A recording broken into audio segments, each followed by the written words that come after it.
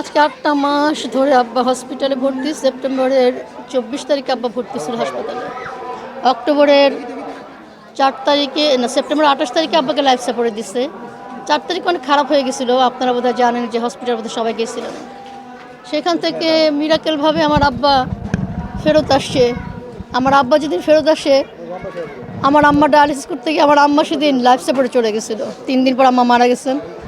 ৬ মাস হয়ে গেছে, আমি সেই শোকটাই নিতে পারিনি। এখন আমার আব্বা চলে গেছে। আমি প্রতিদিন রাত্রেবেলা আব্বার কাছে যেতাম, সারা রাত থাকতাম, দুপুর পর্যন্ত থাকতাম, বাসায় আসতাম, এসে আবার চলে যেতাম হসপিটালে। এই ছিল আমার নিত্যদিনের রুটিন।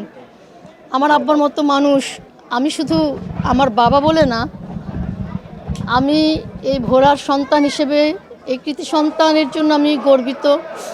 আমার বাবার মতো মানুষ হয় না আসলে। এরকম মানুষ আমি জানি না ভোলা জেলার জন্মগ্রহণ করবে কিনা।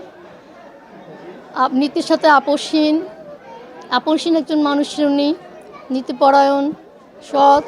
সবসময় খালি একটা কথা উনি বলতেন যে তোর বাবা কিন্তু কখনো অসৎ কিছু করে না, তোর বাবা কিন্তু সবসময় সৎভাবে চলে, সৎ কাজ করে, নীতির সাথে আপোষ করে না, তুই তো বাবার নিয়ে গর্ব করতে পারিস। সবসময় আমার আব্বাকে বলতে হয়। আমি আমার আব্বার অনেক কিছু আমি চেষ্টা করে অনুসরণ করা, হয়তো ওনার মতো আমি কিছু করতে পারবো না। আমি আমার আব্বার যা স্বপ্ন, আমাদের বৃদ্ধাশ্রম একটা আছে বা আব্বার ফাউন্ডেশনটা আছে, হসপিটালটা করছিলেন, জাস্ট এই কটা জিনিস আমি আব্বার যেটুকু স্বপ্ন আছে আমি চেষ্টা করব। আপনারা সবাই যদি দোয়া করবেন, আল্লাহ যেন আমাকে সবসময় সহায় থাকেন। আমি একা মানুষ, একাই পথ চলতে হবে আমাকে।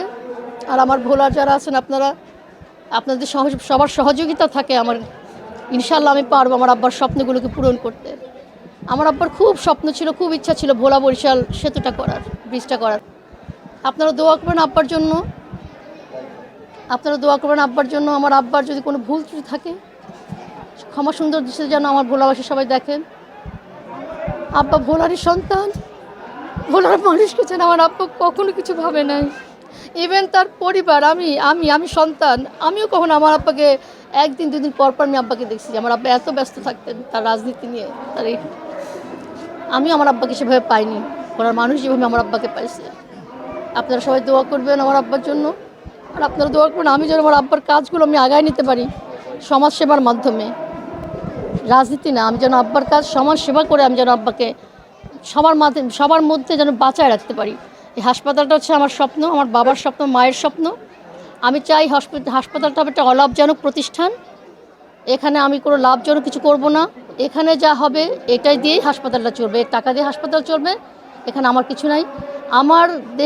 আমার দেশে যারা গরিব, যারা অসহায়, যাদের ভোলা থেকে ঢাকা যেতে, বরিশাল যেতে অসুবিধা হয়, তারা এখানে সেবা নেবে। আমার এই স্বপ্নটা যেন পূরণ হয়। আমরা সামনে ইচ্ছা আছে যে মা ও শিশু এই ডিপার্টমেন্টটা চালু করব। এখন আপাতত ওপিডি চলতেছে, আউটডোরটা চলতেছে। এরপরে কার্ডিওলজি ডিপার্টমেন্টটা চালু করার খুব ইচ্ছা আমার।